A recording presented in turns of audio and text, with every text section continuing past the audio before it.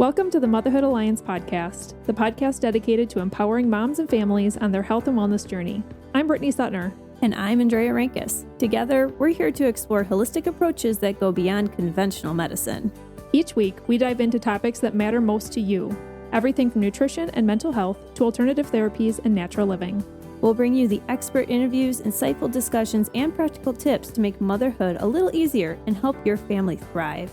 Please keep in mind that this podcast is for informational and educational purposes only and is not intended to replace the advice, diagnosis, or treatment plans you have with your personal healthcare team. Please have a conversation with your trusted healthcare provider prior to making any changes or implementing any strategies or advice you learn from this podcast. Whether you're a new mom navigating the early stages of parenthood or a seasoned pro looking for new ways to support your family's well-being, you're in the right place. Here at the Motherhood Alliance podcast, we challenge the status quo, ask the tough questions, and offer a supportive community for moms who want to make an informed, holistic choice. Thank you for joining us on this journey. Let's get started. Hi, we are Britt and Drea from motherhoodalliance.com, and we are excited to welcome you to a 3-episode series with Dr. Kate Williams, the owner of Well Within Chiropractic, right here in Appleton, Wisconsin. She is a family wellness chiropractor who has extensive training through the International Chiropractic Pediatric Association. She is Webster certified, she's a certified digestive health professional, and she offers cranial sacral therapy and nutritional counseling in her office. While she works with people of all ages, she has a special heart for kids, babies, and pregnant and postpartum mamas. When she's not caring for families, you'll usually find her reading, hiking, kayaking, or hanging outside with her 2 kids and husband. We are so excited for you to hear from her today. She brings such a grounded, refreshing perspective to health and healing, and these episodes are amazing. Let's dive in. Hello, everyone. Welcome to the Motherhood Alliance podcast. We are super excited to welcome Dr. Kate to the show. Welcome. Thank you. Thanks so much for having me. I love the episodes that you picked here because you are a chiropractor, and we've had chiropractors on in the past, but you picked some topics that are completely different, completely new. I think they're going to be really interesting things to think about and applicable to everyone. So we're really excited to dive into those. And today we're going to be talking about symptoms and big emotions and like what is your body actually telling you through those. But before we get into that, let's talk about a fun fact about you because we like to get to know you a little bit as a first-time guest here. And you shared that you love to work in your office in your socks. I do. What's up with that? I've just never been like super comfortable in shoes. I just feel like I'm more comfortable, especially when I'm on my feet all day. It also, I feel like helps me kind of ground as I'm working with people. I can be sensitive to other people's energy. And I find that when I have worked in my shoes, a lot of times like my feet just get incredibly hot. So it's just kind of uncomfortable. It's also just great for like balance and proprioception and all of that. So yeah, I feel like it's more homey too. Like you're just more comfy. Yeah. I don't know. Yeah. So. I love that. So let's talk about chiropractic specifically. How did you get into this industry? Is it something that you like knew you wanted to be since you were 5, or how did this kind of come about in your life? When I was little, I actually like knew I wanted to be in healthcare. Even when I was very little, I always talked about like I wanted to be a doctor. I think for a brief time there, I wanted to be like a surgeon or something when I was like 5, not your typical 5-year-old dream. But then as I got more into high school, I was trying to kind of explore different paths and was kind of trying to find the right fit. And then in college, that kind of even grew where I felt like I was just changing my major a lot. Felt like I kind of tried on every healthcare major that the school offered. And then a dear friend of mine at one point was like, "What are you looking for?" And I wish I could capture whatever I said to her, but just talked about wanting to get to the root cause and not just, treat things with a pill. And she knew a chiropractor at that time and was like, "It kind of sounds like this. Like, have you explored it?" I really was not familiar with chiropractic at all. Just it kind of was the nudge to start pursuing it. And it just literally felt like this missing piece that I had been looking for so long. I love that. That's the way you were thinking in college. You want the root cause and not just the Band-Aid approach. That's super cool. Yeah. How far into your schooling were you when you finally found this?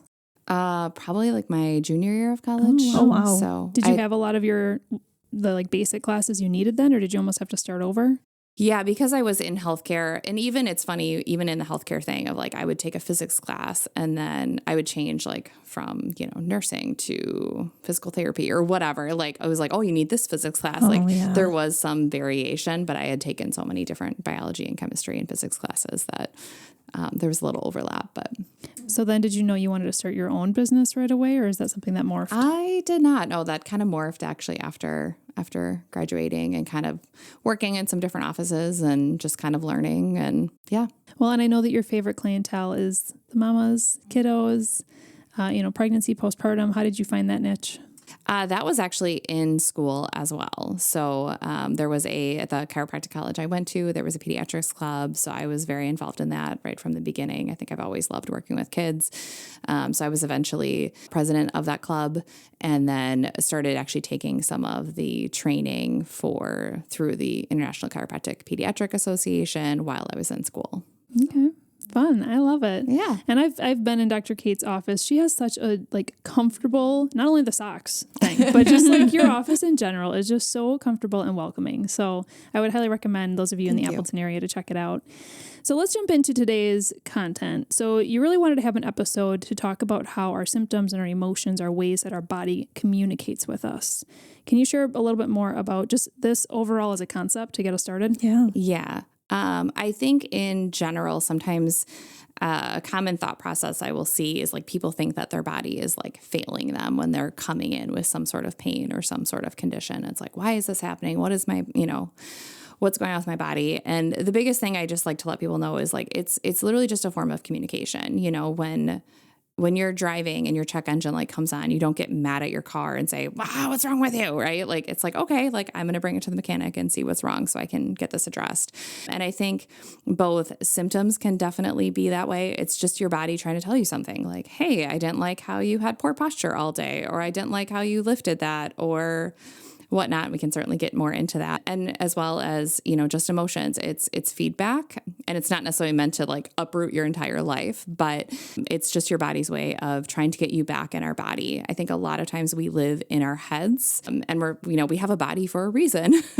We're meant to also experience life through our body. And so sometimes I feel symptoms are our body's way of trying to pull us back down. Well, and emotions and symptoms are your physical and mental states interconnect so much. Yeah. So I love that we're having this conversation. Yes, for sure. I feel the physical side makes sense to me really quickly. It's okay, like you said, if you lift something weird, kink in your back, okay, well, clearly that was something that was either weak, or I picked up something that was too heavy, something like that. People can relate. Yeah. Physical symptom makes sense.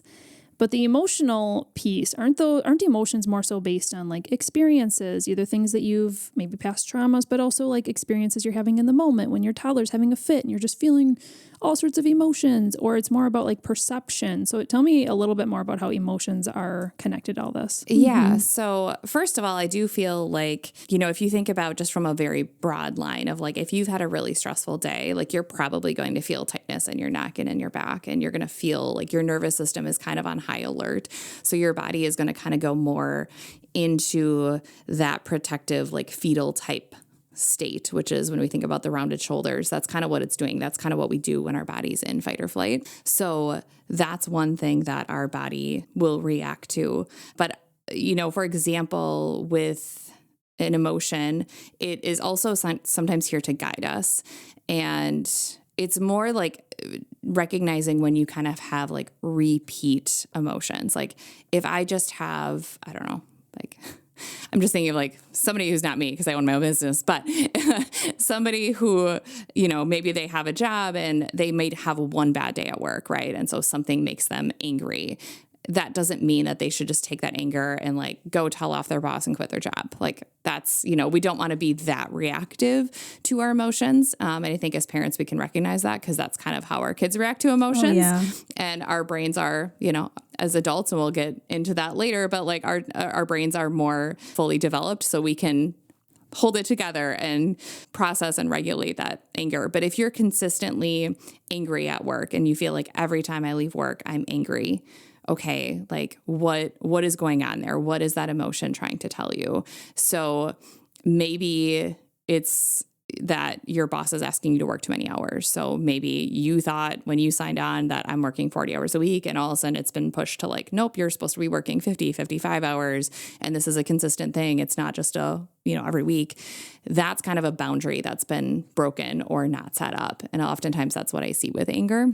So we're all going to have moments, especially if we're moms, like our kids are going to push us to our limits. That doesn't mean we just need to have some big reaction. But when an emotion keeps kind of presenting itself to you, spending some time, whether journaling or just thinking about, okay, what is the underlying thing with this?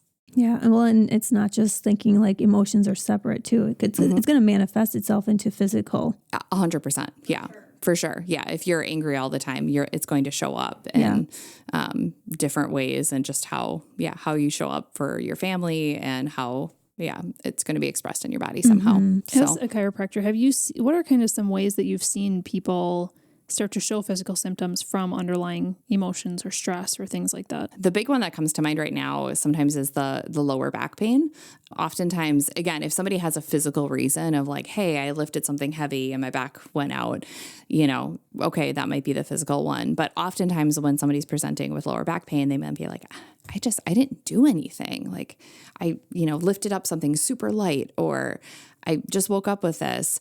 And interestingly enough, lower back pain, and this goes back to like Louise Hay's work. If anyone is familiar with her, she has a book that connects a lot of times like how physical symptoms, how they are showing up in the body from kind of unprocessed emotions. And oftentimes lower back stuff has to do with lack of financial support or things like that. So I have seen that where maybe somebody is struggling financially, or they just fought with their spouse about money, or maybe they're thinking about being a stay-at-home mom, or there can be so many reasons. It doesn't just mean like, their financials are totally crumbling, but just if they're trying to almost navigate a new situation, oftentimes because of that lack of support, it might be showing up as lower back pain. That's fascinating. Yeah. That's really fascinating. I'm really curious to read that book now because, and we'll link that inside the show notes as well. But like for my husband, he always has low back pain, and it's not that it's always financial issues, but he's always thinking about that kind of stuff. So For sure. This makes sense. And I wonder what else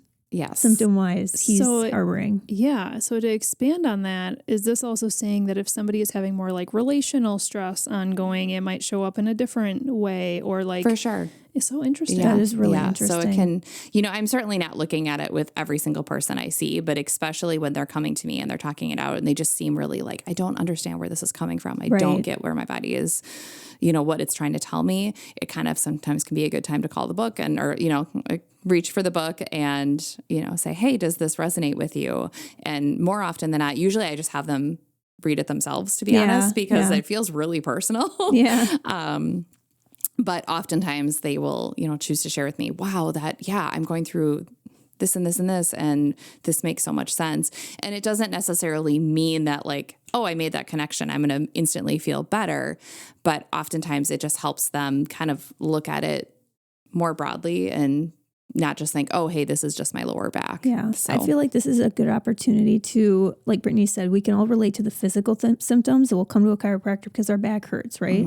But then a lot of us don't connect with our emotions. We're not thinking about them. We're not being intentional about how we're feeling about things. Yes. We just kind of go through the motions. And so, for sure, having like somebody asking them about things a little bit deeper, I feel like is super helpful. Yeah. And for all of us to just kind of realize that our physical being is not separate from our mental and emotional being. Like it has to be. It's all same. Connected. It is all connected. It is all connected. I love that. So it's really cool. I like to even think, kind of going back to the emotions of, really sometimes spending some time thinking about it, because I think of like jealousy is a great one where you might, be envious of somebody in your life, and you might see stuff that they have and you're like, I want that, or whatever. A lot of times like dig deeper, because it's not just, for sure. It's not just like money. It would obviously be an easy one, right? Where somebody might see somebody who has more money than them, and it'd be easy to be like, well, I'm jealous of how much money they have.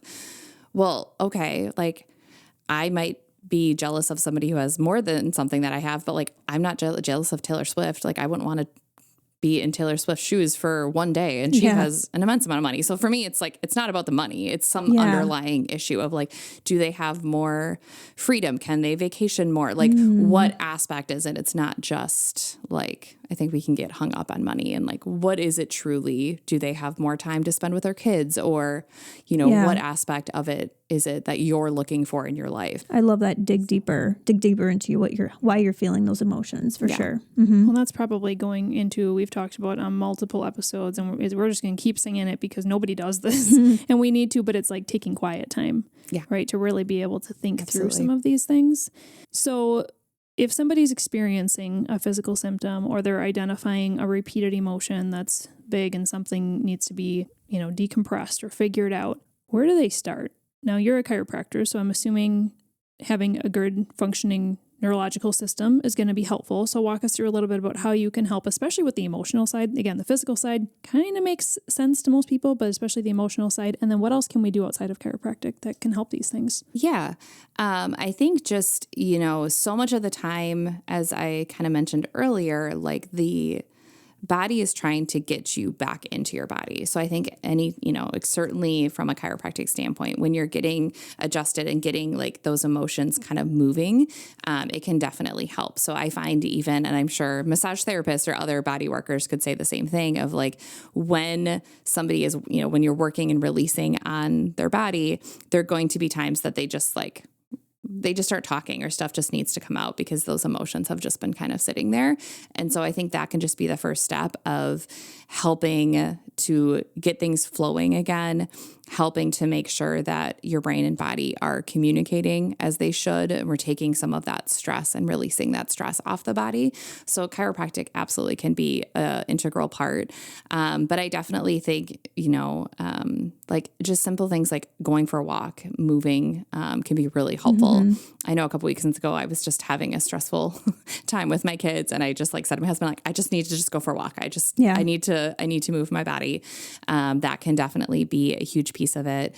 And then I think sometimes just kind of doing a little bit of like journaling, which I'll be honest, I was not a big fan of journaling for a long time, but it doesn't have to be this like, I need to sit here and write for 30 minutes. Sometimes just like free flowing and just allowing yourself to write. And sometimes that can honestly just be like, if you're angry, like maybe just like rage writing and just getting it all out and like knowing, hey, I can burn this paper so nobody sees it again. It's true. Just like getting all of that out to keep that emotion like moving and helping you understand what's underneath it. Yeah. I would also say support too. I mean, like if you if you feel like you can reach out to somebody, definitely. Or even if you don't want to talk about it, yes, just even meeting up with a friend with coffee and just definitely just getting out. Yeah. Yeah, absolutely. Yeah. So I know I've heard you talk about being a screen door and not a sponge. What does that mean? So I think about especially, and this is, I can be very empath. So this has been something I've had to learn the hard way of it can be very easy to like take on other people's emotions. Like I can take on my kids' emotions. I can take on my husband's emotions or my patient's emotions, but like then I'm kind of being a sponge and I'm holding that all. And I can only do that for so long.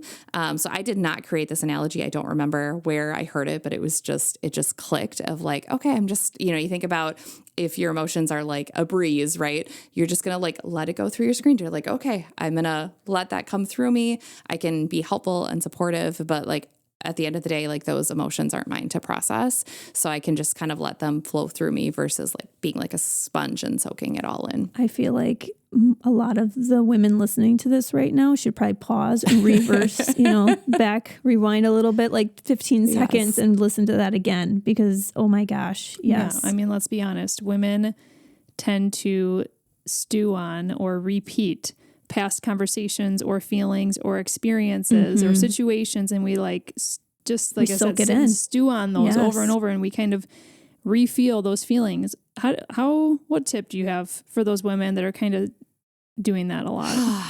I mean, it's definitely, it's a practice. I think first of all, it has to be an awareness of recognizing when you're having repeat thoughts. It's kind of like if anyone's done meditation before, the first time you sit down to meditate, if you've never meditated before, all these thoughts keep popping in your heads or in your head. And you might want to just like, why can't I meditate? And ultimately I remember hearing an analogy of like, okay, when that thought comes in, like think of it as like a bubble and you're just going to pop it. Like, And you're not going to judge it. You're not going to be mad that, oh, that thought popped in my head, but just being aware, okay, that's there. I'm going to let it go. I love that. And continuing to do that. So especially like recognizing, especially if it's like before you fall asleep, you know, if you do need to like get something out on paper, and I always like to have some like a journal by my bed so that if there's something I have to write down, but sometimes just recognizing like, hey, I have this thought.